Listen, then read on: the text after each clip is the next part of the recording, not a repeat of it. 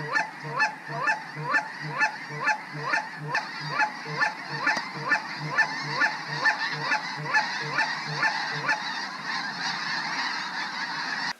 what's up, guys? Welcome back to the... Ow! God damn! What's up, guys? Welcome back to another episode of Bobby Guy Films, the best fowl channel on YouTube.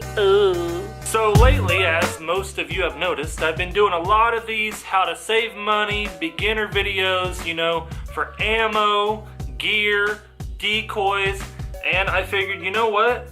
Why don't we do guns? Because guns, your shotgun is one of the most important pieces that you will ever own as a hunter in general, no matter what hunting you're doing. So that's what we're gonna go over today. So guys, this is just my 2 cents and my tips for you guys for you know, either the beginner or the hunter that has been doing it a few years, looking to buy your first or next gun. This is just my 2 cents on the comparison of a $300 gun, what it will do for you, how long it'll last, how it'll perform, how hard you can be on it compared to an $800 gun. So $300 versus $800, and what I have found out personally through owning these guns, and with 2 of my examples right here that we're gonna use and I'm gonna tell you all about. So let's go. I'm gonna start off with the cheap gun. This is a TriStar 12 gauge.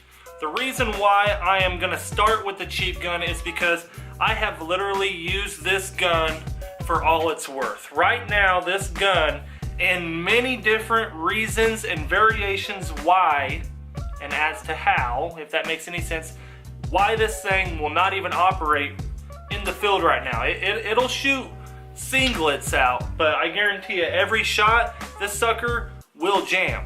Now, before you guys get out of hand, real quick, this is only because I've completely used this thing up for how much ammo I've ran through it, for the number of years, and everything else. So I am not discrediting this gun at all.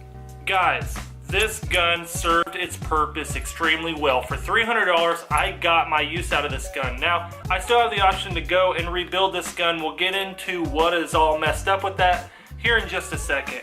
So guys, this gun has served its purpose well for about 3 years. Now, the last year, real, you know, season and a half, I have dealt with, for one, the worst thing is not having a charge handle on the bolt. So no charge handle here. Royal pain in the butt. I lost this charge handle literally the second time I used this gun. It just flew off. So for the last year and a half, probably more than that. I'm trying to sound a little better than what it actually is. I have carried around a flathead screwdriver and used it as a charge handle, carried it around in my pocket. I received a lot of hell about it, but it was funny at the same time. So if you guys have watched any of those old videos of where I use the dang screwdriver on this gun, I threw it in a couple of them. Leave a comment down below because it is freaking hilarious and you need to go watch them if you've never seen them. With the charge handle not being there and the misfiring and the jamming, this thing does not cycle well at all, fellas. It was a big joke all the time, you know, all the buddies would be like, Bob, you bring your toolkit, because literally I'd have to have a damn toolkit in the field with me to operate this son of a gun. So to add how much I was, you know, just used this thing, I have shot thousands upon thousands of steel rounds out of this thing. Any gun you shoot that much for 3 years is gonna wear. Now, depending on the price and quality of the gun, I'm not saying price declares quality all the time. It doesn't, believe me. I've had some awful Remingtons in my days. The Nitro Mag was the worst gun ever made. But as I say that, price does determine quality, so it doesn't, but it does. There are bad models of a lot of different name brand guns out there. Some of them have had flop runs at certain models, just like the Nitro Mag. I know a lot of people that had barrel bending issues with the Nitro Mag. So If you guys ever own the Nitro Mag, drop a comment below and let me know if you had a barrel bending issue, because me and my buddy Wade both had the same problem during the same time with the same gun. It's ridiculous. So first main problem was the charge handle, misfiring and jamming.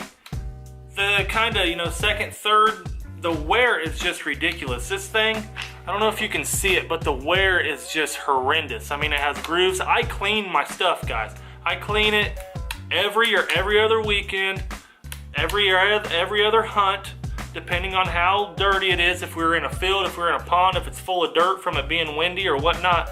But the shell plug here, this little stop where your spring, it's, you know, in front of your spring. I don't know the terminology all that well, but it's made of plastic. I don't know if you guys can see that or not. Let me go this way. But it is completely worn through. Like literally, that is completely worn through. I couldn't put another shell in there even if I wanted to. So what I'm getting to, guys, is my experience with $300 guns, the TriStar, some Mossbergs even. I get about 3 to 4 years of hard waterfowl use out of them, guys, before they just start going decrepit and end up just kind of turning into junk. So you get what you pay for. So all of you hardcore waterfowlers out there, the beginners, you may not know, but all of you know that waterfowl hunting is extremely hard on shotguns. You're always having to have your gun near or leaning on a tree or near the dirt, in the mud, the water, the rain, the sleet, the snow, all that junk. It is very, very hard on guns. Now, I am not sponsored or any way have any ties associated with franchi, but this is my franchi affinity. I love this gun. You know, when I broke this gun out of the package, I'm trying to find my words here because I love this thing. I want to describe it right. Just by looking at the bolt, how the bolt's made, it's a benelli style bolt. You know, the round circular action ones. I don't know all my terminology, like I don't claim to know all my terminology when it comes to guns, but I can clean them well, I can fix them well, the whole 9 yards. So, but like I said, just taking this gun out of the box, examining it, checking out the little features of it, just seeing the quality of this gun compared to what I was used to, automatically I was like, holy crap, this thing is freaking legit. It's nice. I'm glad I bought this gun. Price point, guys, so $300. This puppy runs about 800 bucks. Reason why I bought this, guys, is because bar none, I could not afford a Black Eagle 2. I still can't afford a Black Eagle 2. I just can't. So I wanted something in that $600, $800, $700 range that was gonna be the absolute best bang for my buck. So my buddy Adam, he has owned an Affinity for 5, 6, 7 years. I don't know exact, but he swears by it. He cleans it every or every other time after a hunt, depending on how dirty the gun is and what we did. And it literally has never misfired one time for him, and I mean that. He will swear by it. So I was like, you know what? I trust Adam. I'm gonna go buy me one of these freaking things. And I did, man, and I am so super glad I did. Let's get into the little differences of what is extremely noticeable between a $300 to $800 gun. I told you about the ejection handle flying off. This thing, it's pressed in there nice and firm. It's not gonna come out. You have to pull it to obviously bring the bolt out, but it's not wobbly like that one obviously was. Sorry guys, I got a fly attacking me here. Second of all, you can see that plug, it's red. So guys, besides, you know, the little features like this, you know, billet plug, some other things that I'm really not gonna go over, is when you tear this bad boy down to clean it, and you're used to tearing your $300 gun down like this TriStar, just looking at the quality inside this chamber is unreal. The bolt completely, I mean, it's like comparing a Maserati and a gosh dang Civic. You know, there's a huge difference here. I can't go over, I don't have enough time in this video to literally cover everything and tear these bad boys apart. I just want to give you guys some guidance on what you're going to be spending what you're going to get out of your money as far as $300 or $400 gun. I know I've repeated myself a million times, but you get what I'm saying.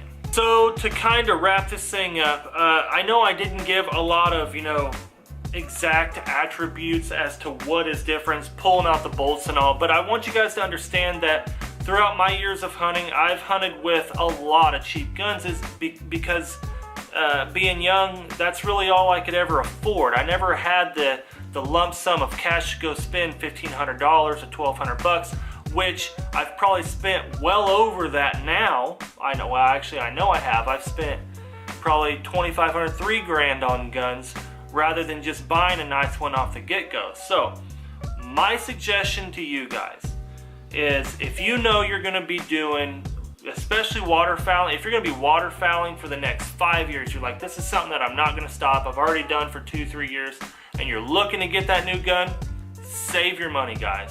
I'm serious, save your money and buy you a franchi, buy you a benelli, buy you a Browning, buy you a nice gun. The stoegers are even pretty good. Buy you a nice gun, because going through guns, just the whole process, you got to spend, sales tax adjusts on them things every year, blah, blah, blah.